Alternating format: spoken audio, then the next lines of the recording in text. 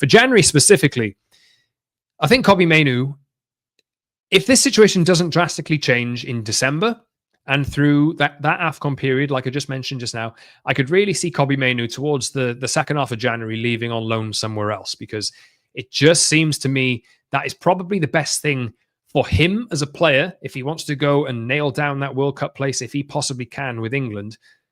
But there's also an argument to say that it might be the best thing for what Ruben Amorim wants at the moment as well. Now, what I'm going to say next is not going to be popular with a lot of people. And I'm not saying that I think this is an absolute must that United need to do, but I look at what Amorim wants out of the midfielders that he's got, and I look at the options that United are consistently linked with out there, and I think this makes it seems like this one has legs to it. I've just talked about Mainoo. I've just talked about all those other midfield options not having potentially a long-term future at United, and two of them potentially on the way out in January.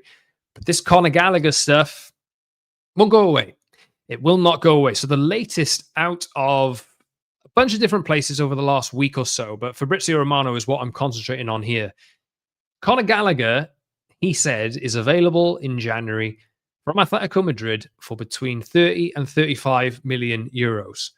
Not currently on loan. There's no word yet if Atletico Madrid are going to open themselves up to a loan, which I think, by the way, is probably the best option for United if they can go and do it. Absolutely. A loan option, a temporary option with maybe an option to buy if they want to do that. But look, even that transfer fee in itself is for £26 million to £31 million. And that is something that Atletico Madrid are open to. I look at the kind of player that Conor Gallagher is, and I speak all the time about intensity, and I speak all the time about getting stuck in and getting involved and having midfield players in there who have goal threats, who can run around the pitch, tackle. Look, he's not the greatest ball player in the world, and I don't think anybody can say that he is, but he does have, he ticks a lot of the boxes for a midfielder that Ruben Amorim might use. And you're probably looking at this and listening to this and shouting, oh my God, please no. I get that. It's not the glam signing that everybody wants. It's not your Elliot Anderson signing. It's not your, I was going to say Carlos Baleba, but he's been rotten this season. It's not your Adam Wharton signing. It's none of those, right?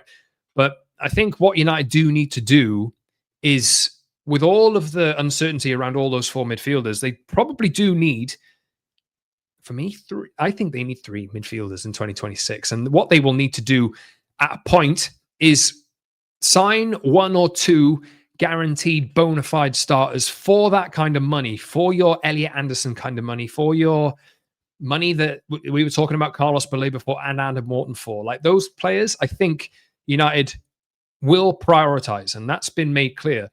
But they also need players underneath that.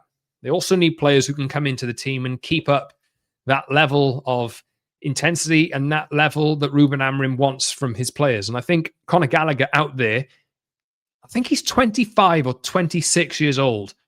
For that kind of money, with Premier League experience at Chelsea and Crystal Palace loved him when he was there as well. For that kind of money, for that kind of Premier League experience, for what Manchester United want, for what Ruben Amorim wants, I think it makes a lot of sense to me. For like, look, again, I'm not saying here at all that I am absolutely desperate for this to happen or that it should happen. I'm just thinking it, when I come from it at a logical point of view for what I think Amorim needs from his midfield, I think Gallagher ticks a lot of boxes that maybe the midfield options that United have now I don't think they necessarily do. So what I think United need is that extra zest to come in from the bench to be able to get them over the line in certain matches. I think Conor Gallagher ticks that box. He adds a bit of a goal threat as well. Maybe he is the kind of player that can, if United want to take off an attacker or want to switch out Benjamin Sesko when he's back or something like that and put Cunha up front, put Bruno Fernandes in one of the 10 roles, you can probably put Conor Gallagher next to Casemiro for an extra bit of tenacity for United to go and see out a game, for legs, for energy in that midfield area. I speak about energy and intensity all the time. And I think he just ticks that box for me. But I know it terrifies a lot of people because he is not the super technically gifted kind of midfielder that every football club out there who is aspiring for Champions League or aspiring for titles, he's not the kind of player that everybody dreams of signing. And I'm not getting away from that at all. I know that that's the case. But I do think United will still look for one or two of those players over the course of 2026. I'm just looking at a short-term plaster here. The more I think about it, really, the more every week goes by, and with the fact that, according to Romano, Atletico Madrid are open to selling Conor Gallagher for as low as £26 million or equivalent €30 million for the age that he's at.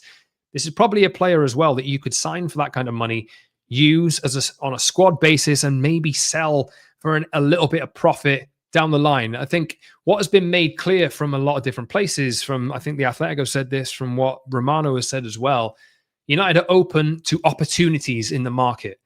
And I think this is an opportunity. I'll put it in that box. It's not your absolute pinnacle. This is going to be our guy to start in midfield throughout 2026, 27, and for the next 5 years after that. It's not that kind of player at all. I think this is an opportunity. And when I think about what I've just said there about Conor Gallagher and what I've just said there about Kobbie Mainoo, it does seem to suit all parties to a degree, to me. I think Mainoo doesn't look happy at all. I'm not going to get away from that. I'm not going to add fuel to the fire or whatever. But if he made clear at the start of the season that he wanted more minutes out of this Manchester United team and he's not getting them, and all we've seen so far is him getting substitute appearances, it's just not enough for him. So I don't see how that situation will change. I don't see how Kobbie Mainoo is going to look at the situation now and think, yeah, I'm absolutely satisfied with that and I'm happy to go ahead as we are throughout the entirety of the rest of the season. I don't see that happening.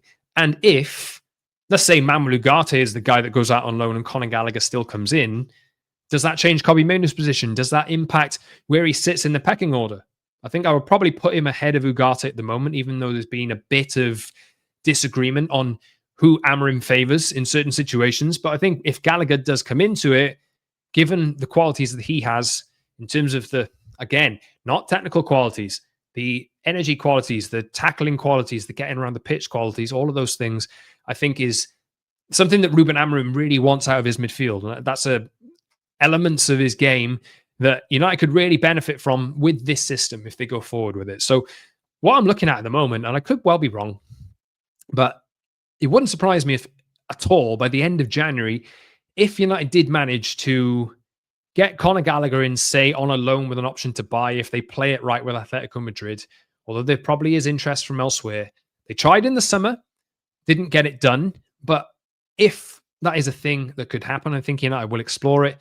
And then what does that mean for Kobbie Mainoo? Maybe it does open the door for him to go somewhere else on loan temporarily. And I think if that does happen, and United then go and sign an Elliot Anderson or an Adam Wharton or a Carlos Baleba in the summer of 2026, what happens to Kobbie Mainoo then? Does he, like I spoke about in the summer, does he come in and be the partner for, let's say, a Carlos Baleba, and you can be the perfect midfield two in that pair? I thought that was the way that it was going to go in the summer. I did. I thought that could really make a lot of sense and work moving forward. I'm a little less convinced now. So we'll see how it goes.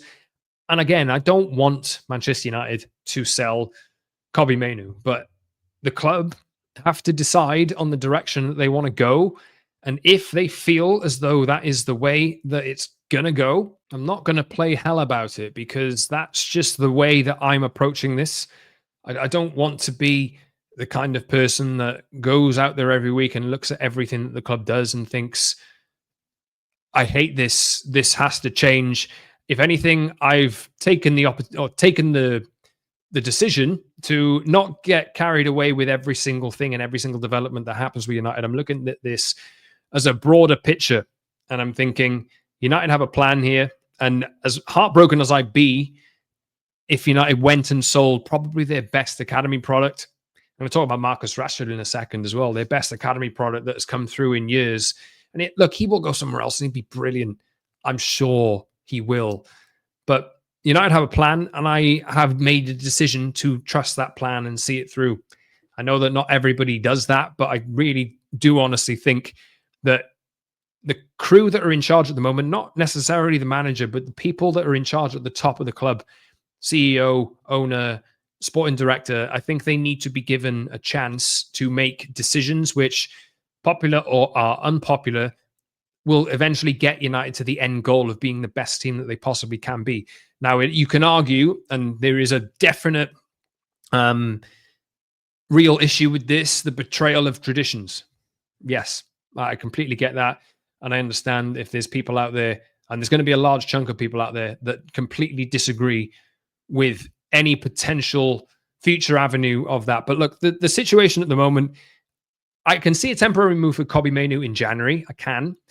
But the opportunity is still there for him now, especially over this AFCON period with Mbeumo, Ahmad, and Mazraoui going.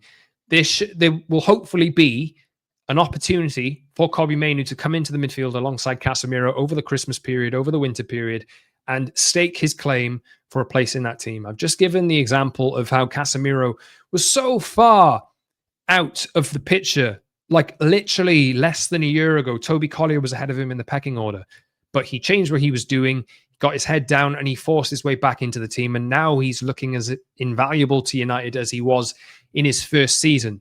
That is still possible. Amorim has always made it clear that this is still possible.